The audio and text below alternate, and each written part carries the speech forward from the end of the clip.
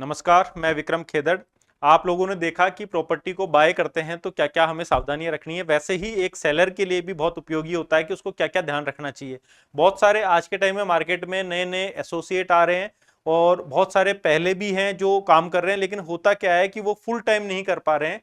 इसलिए real estate जो associate है वो एक तरीके से बरसाती मेंढक की तरह काम कर रहे हैं। सिर्फ 95%, यानी कि मैं ये कह रहा हूं 93 से 95% लोग जो रियल एस्टेट का एसोसिएट का काम करते हैं वो प्रॉपर बिजनेस नहीं समझते हैं। अब इसके अंदर हम बात करते हैं, यदि आप चाहे सेलिंग किसी प्रॉपर्टी को सेल करना हो एसोसिएट के रूप में, वो अलग विषय है। लेकिन हम जो बात कर रहे हैं वो यहां बात कर रहे हैं एक व्यक्ति जो आज प्रॉपर्टी कोई भी व्यक्ति बेचना चाहता है तो उसको क्या क्या सावधानियां रखनी होती हैं ताकि उसकी प्रॉपर्टी इजी रूप से मार्केट में सेल हो जाए। अब ये बेसिक बेसिक चीजें हैं। सेल करना इसका मतलब ये नहीं कि हमने कहीं पे भी इसको बोल दिया ये प्रॉपर्टी बिक जाएगी, वो आपकी किस्मत तक की बिक गई। पहली चीज तो जैसे हमारे माता पिता और हमारे बड़े बुजुर्गों ने कहा है कि भैया जो संपत्ति, जो धन है, जो प्रॉपर्टी है वो बेचना ही नहीं चाहिए। फिर भी आपको लगता है कि इससे बेटर कहीं पैसा, प्रॉपर्टी का पैसा प्रॉपर्टी में ही लगाना है, तो ये बेस्ट आपका ऑप्शन होता है कि भैया फिर सोच के लगाओ उसको। तो अब बात करते हैं सेल के हिसाब से कि आपको बेचनी है प्रॉपर्टी को तो क्या क्या सावधानी अपने को ध्यान रखनी है। बात करते हैं हम लोग प्रॉपर्टी को। पहले आप जो भी प्रॉपर्टी है उसका प्रिपरेशन करना पड़ेगा आपको, यानी कि प्रॉपर्टी को जो भी बंदा देखने आने वाला है, आप कुछ भी चीज, जैसे हम लोग एक एग्जाम की तैयारी करते हैं वैसे ही प्रॉपर्टी को सेल करने के लिए हमें एक माइंडसेट चाहिएगा कि भैया मैं ये प्रॉपर्टी इस अकॉर्डिंग बेचूंगा। उस बेचने के लिए हमें प्रिपरेशन, यानी कि उसकी साफ सुथरा उसको करना हो गया। कलर पेंट नहीं हो रखा तो उसमें कलर पेंट करना हो गया। ऐसी कई चीजें हैं जिससे कि वो नई प्रॉपर्टी जैसी ही लगे, और नई है तो नई है ही, और यदि खाली प्लॉट है तो भी उसको साफ सुथरा करके आप यदि किसी व्यक्ति को दिखाओगे तो ज्यादा पसंद आएगा। होता क्या है, कभी भी आपके पास में सेलिंग के लिए हम कहीं जाते हैं, कोई प्रोडक्ट लेने जाते हैं, तो बहुत सारे दुकानदार होते हैं जो प्रोडक्ट को ऐसे उठा के ऐसे कैसे दे देते हैं आपको। अब वो हाथ में जब आप फील करते हो तो फील आपको लगेगा यार ये तो पुराना आइटम दे दिया इसने, काफी दिनों से था, जबकि वो हो सकता है 5 दिन पहले ही उसकी दुकान पे आया था, लेकिन धूल वगैरह से वो प्रोडक्ट पुराना लगने लग गया। ऐसे ही जो प्रॉपर्टी है बिल्कुल क्लीन रहेगी तो ग्राहक जब भी उस चीज को देखेगा तुरंत उस चीज के लिए एग्री करेगा कि भैया ये प्रॉपर्टी तो मुझे चाहिए। तो सबसे मेन चीज होती है आपकी प्रॉपर्टी रेडी। यदि आपको पसंद आ रही है तो इसका मतलब सामने वाले को भी आएगी। अब होता क्या है, बहुत सारे जो आज बिल्डर हैं या और लोग जो प्रॉपर्टी बेचना चाहते हैं वो लोग क्या करते हैं कि भैया कुछ उसमें जैसी सिचुएशन है उसी के अंदर बेचना ईजी समझते हैं, जबकि उसमें बेचना भी हार्ड होता है, उसमें टाइम लगता है। यदि आप उसको साफ सुथरा नहीं रखोगे और काफी टाइम गुजर जाता है क्योंकि वो अट्रैक्शन ही नहीं दे पाएगी आपकी प्रॉपर्टी। तो सबसे मुख्य पॉइंट होता है, इसको लोग अवॉइड करते हैं। ये ही आपके लिए इंपॉर्टेंट पॉइंट है कि जब आपका मन कर रहा है उस प्रॉपर्टी को लेने का, जब आपको मन करेगा, जैसे ही ग्राहक का भी जब मन करेगा तो ही वो प्रॉपर्टी लेगा, तो आपको साफ सुथरी इस प्रॉपर्टी को रखना बहुत जरूरी है।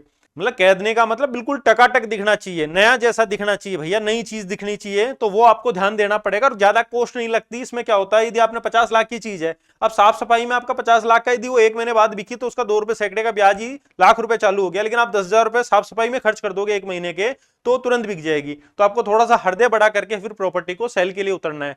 अब बात करते हैं हम लोग राइट बजट चूज करना है उसके लिए। अब आपका एरिया का रेट तो हो रखा है भैया 50,000 रुपए गज का, और आपने दिमाग सेट कर रखा है कि मैं 60,000 रुपए लूंगा। ये ऐसा नहीं होता है, क्योंकि इसके बाद में क्या होता है, जब बहुत सारे ग्राहक आ जाते हैं, प्रॉपर्टी आपकी बाय नहीं होती है, तो मार्केट में एक नेगेटिव रिस्पॉन्स भी जाने लग जाता है। यानी कि एक एसोसिएट से दूसरा एसोसिएट भी ये बात करता है यार ये प्रॉपर्टी तो मुझे पता है, ये भाव मांग रहे हैं, वो देने में तो है नहीं। उस प्रॉपर्टी को वो लोग बदनाम कर देंगे, और इससे क्या होता है कि आपकी सेल जो आप करना चाह रहे थे वो डिस्टर्ब हो जाएगा। तो आपको पहले ये भी ध्यान रखना पड़ेगा कि आप सोचो कि नहीं भैया मैं 1 करोड़ रुपए मांग लूंगा, अगला ज्यादा कम करते करते भी आएगा तो 60-70 में तो ले ही लेगा। आपको ग्राहक को पहले उसके साथ क्लाइंट बैठने पर डील करने का तरीका अलग हो सकता है, लेकिन रेट में ज्यादा गैप नहीं होना चाहिए। यदि ऐसा होगा तो प्रॉपर्टी के लिए बायर ही आपको कॉल नहीं करेगा, यानी कि वो वहीं पे रिसर्च करके ये व्यक्ति देख लेगा कि भैया ये प्रॉपर्टी बहुत महंगी बेच रहा है, इसको देख के भी मैं क्या करूंगा, अपना टाइम वेस्ट करूंगा। तो आप भले ही चाहे उसके साथ डील में बैठो, चाहे रुपया कम मत करो, लेकिन आप अपनी रेट को थोड़ा एक्यूरेट रखोगे तो ज्यादा अच्छा रहेगा। डील आपकी जल्दी होने के चांसेस होते हैं। तो बजट बहुत ही मेन इंपॉर्टेंट आपके साथ में। ये जो 2 पॉइंट हैं मैंने आपको बताया कि साफ सुथरी होनी चाहिए और बजट का माइंडसेट होना चाहिए कि ये बजट मेरे को इस तरीके से देखना है। अब बात आती है हमारी एडवर्टाइजमेंट की। एडवर्टाइजमेंट के अंदर हमें अलग अलग बहुत सारे प्लेटफॉर्म होते हैं जहां पे हमें प्रॉपर्टी को दिखाना होता है या बताना होता है। उसके लिए आपके पास में आसपास में आपके जो ट्रस्टेबल रियल एस्टेट एसोसिएट हैं ज्यादा लोगों को बताओगे प्रॉपर्टी फिर खराब हो जाएगी। आप एक या दो व्यक्ति को अपनी चीज को बताओ कि मुझे इस प्रॉपर्टी को सेल करना है, और आपको लगता है आपके पास टाइम है उस चीज के लिए, आप सेल कर सकते हो, तो आप उसके लिए अनेक प्लेटफॉर्म हैं जो ऑनलाइन प्लेटफॉर्म है, जैसे अपना अनुदा लाइव का भी एक प्लेटफॉर्म है, वहां जाके आप प्रॉपर्टी को सेल कर सकते हो। और इसी तरीके से जहां पे आपको बायर मिलेंगे, चाहे न्यूज़पेपर में मान लो ऐड देके मान लो, चाहे आपने किसी भी प्लेटफॉर्म पे XYZ ऑनलाइन या ऑफलाइन प्लेटफॉर्म पे आपने या किसी बंदे को कह के आप प्रॉपर्टी बेच रहे हो, तो आपकी प्रॉपर्टी कस्टमर तक एक साफ सुथरी तरीके से पहले तो होनी चाहिए, फिर दूसरी चीज आपका माइंडसेट होना चाहिए, तीसरी चीज उसकी मार्केटिंग होनी चाहिए अच्छी तरीके से, लोगों तक वो जितना ज्यादा संदेश पहुंचेगा कि आपकी प्रॉपर्टी सेल के लिए है, लेकिन उसकी सेलिंग पावर सिर्फ एक या दो व्यक्तियों तक होनी चाहिए। इससे ज्यादा होगी तो भैया वो प्रॉपर्टी आपकी मिसमैच हो जाएगी, यानी कि प्रॉपर्टी भले ही मेरे पास नहीं है, लेकिन मैं जब किसी पार्टी को दिखाऊंगा तो मैं खुद ही कह दूंगा कि यार ये पार्टी को, जब मैं दिखाते टाइम ये बोलूंगा सर ये प्रॉपर्टी आ तो रही है लेकिन ये अपने लायक नहीं है, तो इसको छोड़ दो, आप स्किप कर दो, इस तरीके से कुछ भी मैं उसको नेगेटिव पॉइंट उस प्रॉपर्टी के लिए बोल के और उसका दिमाग थोड़ा घुमा दूंगा कि ये है थोड़ा विवादित है, इसको अपन ले लेते लेकिन ये सही नहीं लग रहा अपने को। तो इस तरीके से ज्यादा लोगों तक आपका अवेयरनेस जाना चाहिए, ना कि आपकी प्रॉपर्टी पेपर्स डिवाइड होने चाहिए मैक्सिमम लोगों तक। तो ये आपको ध्यान रखना है कि ये आप एडवर्टाइजमेंट उसी जगह करें जहां पे आपके लायक जो प्लेटफॉर्म बने हैं। अब हम बात करते हैं प्रॉपर्टी शो की। शो यानी कि विजिट, कोई भी बंदा उस प्रॉपर्टी को विजिट करने आ रहा है या देखने आ रहा है, तो आपको ये देखना है कि उस जो बंदे, पहली बात तो आपने जो फोन कॉल पे आपको उससे उतनी ही बात करनी थी, जब भी वो विजिट पे आएगा, नहीं आपके पास में विजिट में भी नहीं आएगा। आपने मान लो एडवर्टाइजमेंट कर दिया, अब आपने पूरा ज्ञान ही उसको आपने फोन कॉल पे दे दिया, तो वो व्यक्ति हो सकता है उसको लगेगा कि आपकी प्रॉपर्टी ऐसी अनुमान लगा के, और वो विजिट के लिए ही आपके पास नहीं आएगा। प्रॉपर्टी की यूएस भी निकालनी पड़ेगी कि सर मेरी प्रॉपर्टी मेन रोड से 1 किलोमीटर के अंदर है, जस्ट पास में एक पार्क है, पास में ही मंदिर है। ये चीजें जब कोई व्यक्ति देखेगा, जो बायर है, जो मूलभूत आवश्यकताएं देखेगा, पानी की सुविधा है, बिजली की सुविधा है, ये मोटी मोटे पॉइंट आपको बताने हैं। और जो यदि आपको लगता है कि माइनस पॉइंट है, उसको भी आपको इस तरीके से बताना है ताकि वो बंदा आए तो उस पॉइंट से नेगेटिव नहीं हो। मान लो आपके कॉलोनी में वाटर टैंक से पानी आ रहा है, तो भी आपको ये कहना है सर हमारे यहाँ पे अभी तो देखो वाटर टैंक से पानी आ रहा है, लेकिन ऑलरेडी लाइन आ चुकी है। यदि आ चुकी है तो, और यदि कुछ प्लान है आपके पास, ऐसा कोई प्रूफ है, तो आप कस्टमर को इस तरीके से सेटिस्फाई कर सकते हो। लेकिन आप फोन कॉल पे भी अपने नेगेटिव पॉइंट को पहले ही प्लस पॉइंट के रूप में दर्शा सकते हो। अब बात आती है प्रॉपर्टी के लिए, जब बंदा आ ही रहा है, विजिट करने आ रहा है, तो आपको प्रॉपर तरीके से उसको विजिट करानी है, यानी कि जितनी भी उसकी खूबियां हैं, अब आपको अवसर है, आप जितना अच्छा बोल सकते हो, जितना अच्छा समझा सकते हो, जितना अच्छा आप में नॉलेज है उस प्रॉपर्टी के रिगार्डिंग, आपको उतनी अच्छी मार्केटिंग करनी है उसकी। मार्केटिंग मतलब उसको ये नहीं कहना कि भैया आप प्रॉपर्टी को ले लो, आप ले लो करोगे तो कोई नहीं लेगा। आपको क्या करना है, सिर्फ उस चीज के लिए, प्रॉपर्टी के लिए उसकी वैल्यू क्रिएट करनी है कि सर यदि ये प्रॉपर्टी आप लेते हो तो इससे आपके बूढ़े माँ बाप हैं, पास में पार्क है, वो कहीं कभी भी वहां पे सिटिंग करेंगे, सुबह शाम आराम से बच्चे भी खेलेंगे, पानी की जो व्यवस्था है वो भी कॉलोनी में बहुत अच्छी है, लाइट की व्यवस्था बहुत अच्छी है, रोड वगैरह आप देख ही रहे हो कितनी अच्छी रोड है, पार्किंग की अच्छी सुविधाएं हैं, मेन रोड से देखो सर इतना ही दूरी पे है। जब तक आप अपनी प्रॉपर्टी की वैल्यू क्रिएट करके सामने वाले के सामने पेश नहीं करोगे, जब आपके पास बंदा विजिट के लिए आया है, जब तक उस प्रॉपर्टी को वो लेगा नहीं।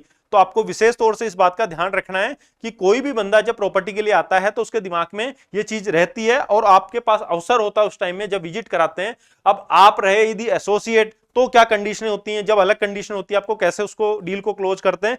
अब आपके पास आएगा नेगोशिएशन। नेगोशिएशन में क्या रहेगा कि जो भी बंदा प्रॉपर्टी लेगा, तो उसका मतलब ये तो माइंडसेट है भाई साहब प्रॉपर्टी में बहुत ज्यादा पैसे मांग रहे होंगे या ऐसी चीज होगी। पहले आपने जब वैल्यू क्रिएट कर दी, तो वैल्यू क्रिएट करने के बाद में प्राइस पे ज्यादा जोर नहीं लगाता है। हो सकता है क्लाइंट के माइंडसेट में आपकी प्रॉपर्टी 1 CR की थी और वो उस प्रॉपर्टी की यदि 50 लाख ही लगा रहा है ना, तो आपको उसमें डील में बैठने का कोई मतलब नहीं है।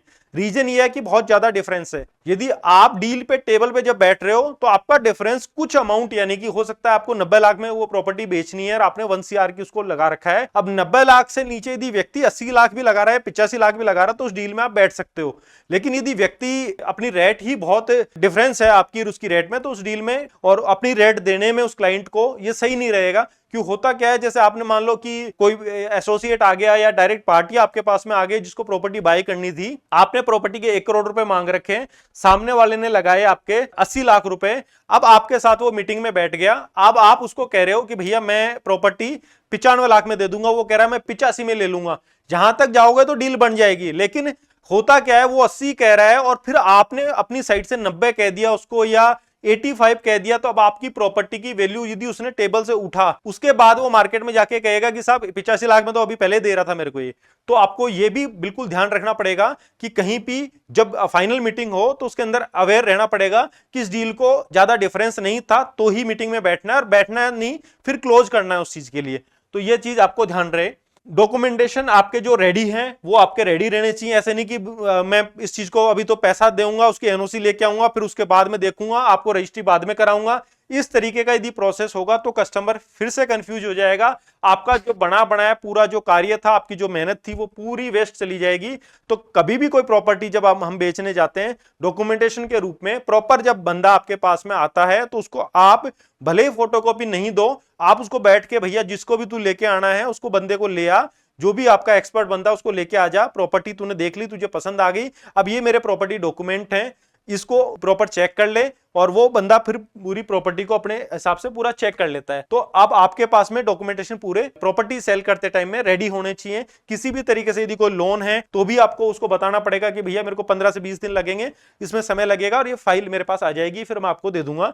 ये चीजें आप उसको कन्विंस कर सकते हो उस चीज के लिए। कोई भी उसमें इस तरीके से भी नहीं रहे जैसे लीगल इशू नहीं हो, कोई भी यदि ऐसी बात है तो वो सारी चीजें आपके टाइटल क्लियर होने चाहिए यदि आपको विवाद की स्थिति में नहीं जाना है तो। फिर आती है बात हमारे जिस कार्य के लिए हमने पूरे कंसेप्ट को देखा, रजिस्ट्री की। अब रजिस्ट्री के लिए आपका एक अच्छा वकील एडवोकेट होना चाहिए जो उस रजिस्ट्री के अंदर प्रॉपर आपके पॉइंट भी रखे और बायर के पॉइंट भी रखे। ऐसा नहीं कि बायर ने अपनी साइड से रजिस्ट्री टाइप करवा दी और उसमें कुछ पॉइंट ऐसे थे जो आपके हित में नहीं थे, उसका भी आपको ध्यान रखना पड़ेगा। रजिस्ट्री के अंदर पूरी चीजें, कितना पैसा, कहीं ऐसा तो नहीं है कि आपने प्रॉपर्टी ली थी जिस टाइम में 10 लाख की ली थी और आज उसकी डीएलसी रेट 20 लाख है और आप सेल कर रहे हो उसको 1 CR में, तो 80 लाख का यदि फर्क है तो 80 लाख का टैक्स आपका इनकम मानी जाएगी और वो इनकम पे टैक्स बहुत भारी पड़ जाएगा। तो इसके ऊपर भी विशेष तौर से ध्यान रहे। प्रॉपर्टी जब हम सेल के लिए जाते हैं, वैसे तो गवर्नमेंट से भी ये विनती है कि जहां तक हो सके गवर्नमेंट को यदि कोई काम करना है तो सबसे पहले इस विषय पे काम करना चाहिए